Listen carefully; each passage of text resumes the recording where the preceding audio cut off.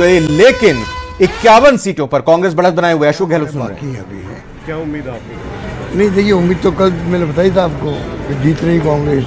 अब जो ट्रेंड आ रही है उससे मैं समझता हूँ कि शाम तक इंतजार कीजिए। पर जो जिस प्रकार से परसेंटेज वाइज ज़्यादा है कांग्रेस सुबह से ही, लेटेस्ट आंकड़े आपके सामने हैं, तो मैं देखता हूँ कि जम्मू कश्मीर तो जीत रही है कांग्रेस।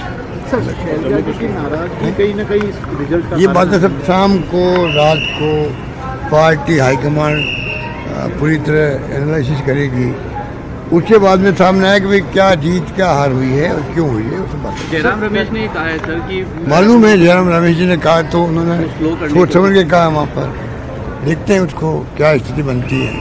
370 का जो बीजेपी लेके आई थी जम्मू कश्मीर जीतने के लिए, क्या आपको लगता है कि इस रिजल्ट ने साबित कर दिया कि ऐसा कुछ? अब देखिए, मैंने कहा अभी पहले चुनाव पूरे आने दीजिए परिणाम।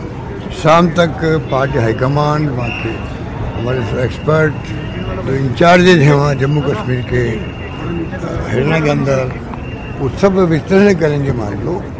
उसके बाद में स्थिति स्पष्ट होगी भाई कि आज जो परिणाम आए आ रहे हैं या अंतिम परिणाम क्या होंगे।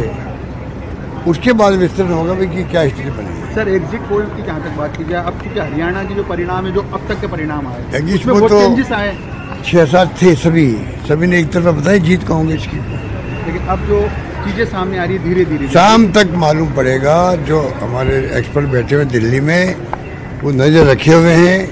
थोड़ा इंतजार कीजिएगा, शाम तक आपको सब बात पता ही जाएगी क्या हो रहा है, क्या हुआ है, क्या परिणाम अंतिम आए हैं और क्या उसका बैकग्राउंड रहा है।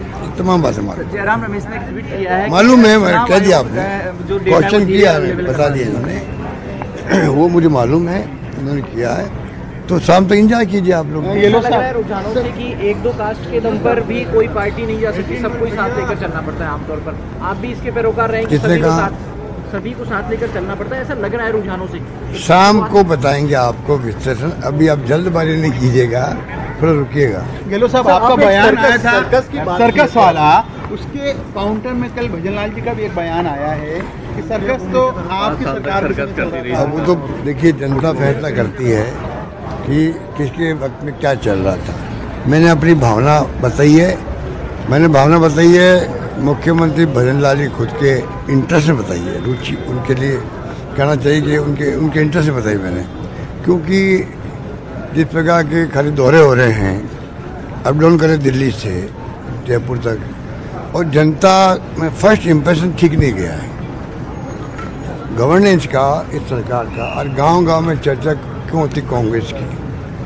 हमारी स्कीमों की चर्चा हो रही है पूरे प्रदेश के अंदर, हर गांव में, किसी गांव में चल जाओ। मैं भजनलाल जी को कहना चाहूँगा कि आप अपना एक सर्वे करवा लीजिए कि आज आपकी गवर्नमेंट के बारे में लोग क्या बात करते हैं। मैं नहीं कह रहा हूँ, हम तो कह रहे हैं, हम तो विपक्ष में हमारे लोग, पर जो सत्तापक्ष के लोग हैं वो अलग से प्राइवेटली क्या बात करते हैं हम जानते हैं। मैं उनका कोई नाम नहीं लेना चाहता, पर मेन बात है आज पूरे प्रदेश के अंदर प्रदेशवासी क्या सोचते हैं। अगर मान लो मैं अच्छी बात कहूँ, अभी तो उनकी गवर्नमेंट को 8 महीने हो गए हैं, ज़्यादा समय नहीं हुआ है, पर 8 महीने बहुत होते हैं। वो 4 साल कब तक बोलते रहेंगे, 5 साल, अब 8-10 महीने भी हो गए मान लो। तो उनको गवर्नेंस क्या हो रही है हर विभाग में, पेंशन नहीं मिली लोगों को। मैंने कहा डेंगू रोग है, तो मैंने इसलिए कहा भाई कि सरकार का ध्यान जाए उसकी तरफ। जो स्कीम हमारी थी वो सब बंद हो रही है। राशन में जो किट मिला था, अनबना किट, मैंने कहा पहले भी फ़ोटो बदल देते मुख्यमंत्री जी, स्कीम बंद क्यों किया आपने, जो महंगाई के वक्त में राहत दे रही थी।